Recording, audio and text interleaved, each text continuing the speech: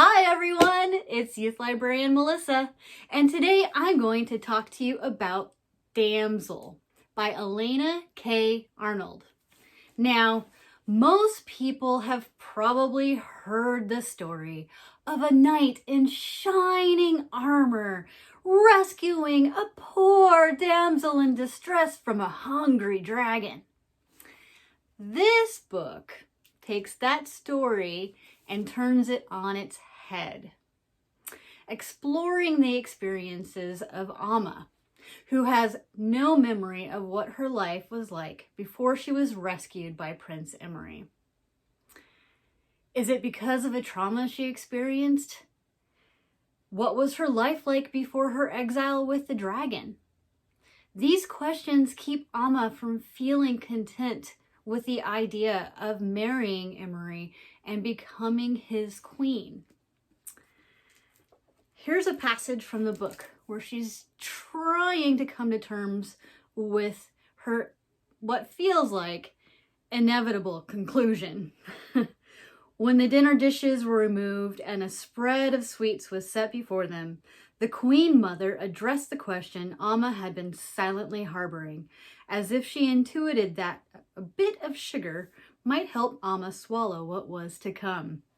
Now, the Queen Mother said, spearing a sugared berry as she spoke, we have a wedding to plan.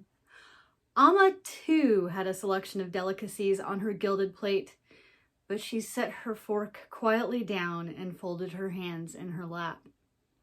And before the wedding, the coronation, Emery said, I have, after all, returned home with a damsel, having felled a dragon. Indeed, my son, the Queen Mother said, you are a king, that is certain, and we must waste no time in announcing it. After all, it has been more than a month since the last king has left this world, and the people deserve to know that Harding is under the protection of a new one. The arrangements have been made already, Emery, for the morrow. At this, Emery's eyes widened. You arranged the coronation ceremony in my absence? Of course, the Queen Mother said. But if I hadn't returned...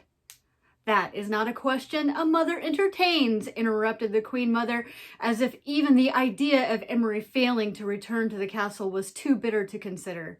You returned home to Harding as king, having earned your position as tradition dictates, and you shall be celebrated as such without delay. Emery reached across the table and took his mother's hand, squeezed it. Amma watched as mother and son shared a deep, long gaze, each one's love for the other writ clear upon their faces. She was, Amma felt, both at the table and entirely invisible.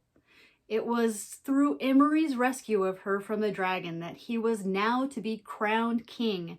But in this moment, Amma wondered if she could have been anyone at all, and the plate spread on the table would still be heavy with the same sugared fruits and dishes of cream.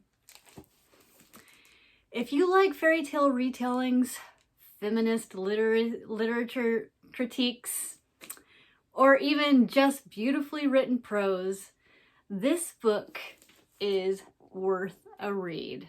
I give it 5 stars, and I hope you do too.